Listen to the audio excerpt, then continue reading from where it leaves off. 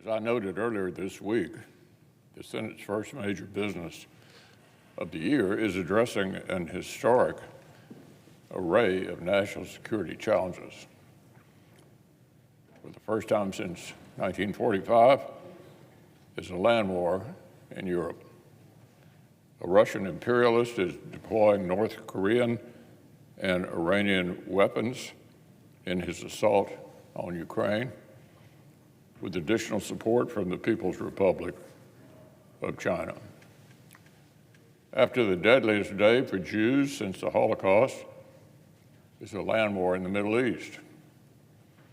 Iran, the world's most active state sponsor of terror, is living up to its title, underwriting multi-front aggression against Israel, brazen attacks on U.S. personnel in Iraq and Syria, and a growing war on the global commerce in the Red Sea.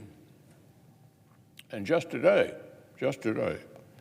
Iran itself has reportedly hijacked an international oil shipment on the high seas, a further reminder that the Biden administration's failure to impose serious costs and restore credible deterrence is emboldening Tehran.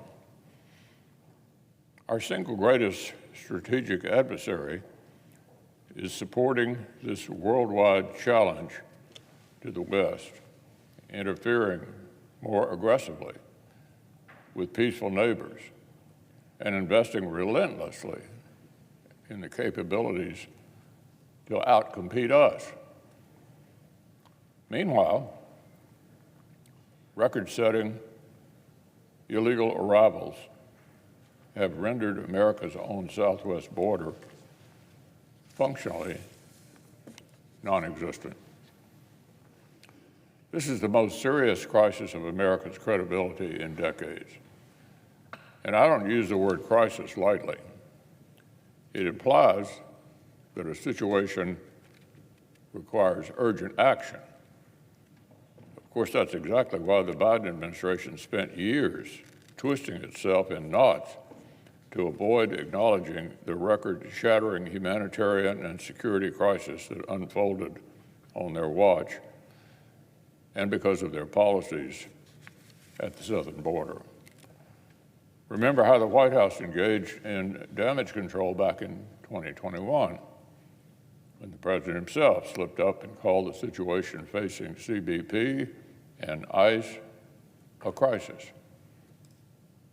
It was a big deal, because a crisis is something that requires action.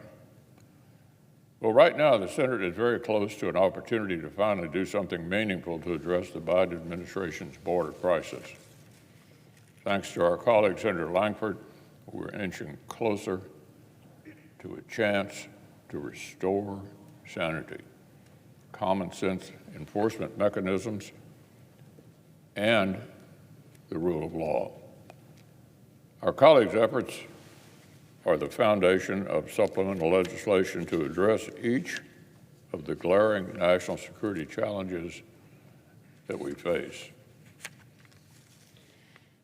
Securing America's sovereign borders, investing heavily in American leadership and strength, and equipping America's military with critical capabilities and expanding our defense industrial capacity to deter threats from major adversaries like China. These requirements go hand in hand, and the world is watching to see whether we're willing to meet them. With an arsenal stocked by North Korea